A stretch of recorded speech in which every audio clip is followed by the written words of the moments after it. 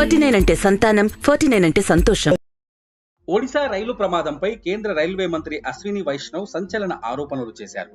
3 రైళ్లు ఢీకొట్టడం కేవలం ప్రమాదం కాదని, ఎవరో సిగ్నలింగ్ పాయింట్లో మార్పులు చేశారని అన్నారు. ఎలక్ట్రానిక్ ఇంటర్లాకింగ్ సిస్టమ్స్ లో చేసిన మార్పు వల్లే ఇంత ఘోరం జరిగిందని చెప్పారు. సిగ్నలింగ్ లో జరిగిన ట్యాంపరింగ్ పై నివేదిక సిద్ధమైందని, త్వరలోనే బాధ్యులపై కఠిన చర్యలు తీసుకుంటామని స్పష్టం చేశారు. కవచ్ లేకపోవడం ప్రమాదానికి కారణం కాదని కేంద్ర మంత్రి తెలిపారు. సంఘటనా స్థలంలో కొనసాగుతున్న సహాయక చర్యల్ని అశ్విని వైష్ణవ్ పర్యవేక్షించారు.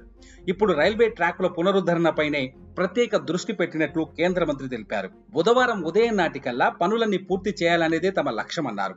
ప్రమాద స్థలంలో యుద్ధ ప్రాతిపదికన పునరుద్ధరణ పనులు జరుగుతున్నాయి. 1000 మందికి పైగా ఒడిశా కార్మికులు శ్రమిస్తున్నారు.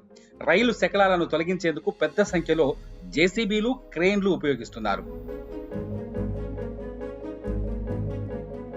రైలు ప్రమాద ఘటనా స్థలంలో ఉన్న కేంద్ర మంత్రి అశ్విని వైష్ణవ్తో ప్రధాని మోదీ ఫోన్లో మాట్లాడారు. సహాయక చర్యలు, ట్రాక్ మరమ్మత్తు పనుల గురించి అడిగి తెలుసుకున్నారు. ట్రాక్ పునరుద్ధరణ పనుల్లో మరింత వేగం పెంచాలని ఆదేశించారు. సాయంత్రానికి ఒక మెయిన్ లైన్ పూర్తవుతుందని, మరో మెయిన్ లైన్ పనులు కూడా ప్రారంభిస్తామని ప్రధానితో కేంద్ర మంత్రి చెప్పారు. ప్రమాదానికి కారకులను వదిలిపెట్టబోమని మరో కేంద్ర మంత్రి ధర్మేంద్ర ప్రధాన్ అన్నారు. దుర్ఘటనపై టెక్నికల్ టీం దర్యాప్తు చేస్తున్నట్లు తెలిపిన ఆయన బాధ్యులపై కఠిన చర్యలు తీసుకుంటామని చెప్పారు.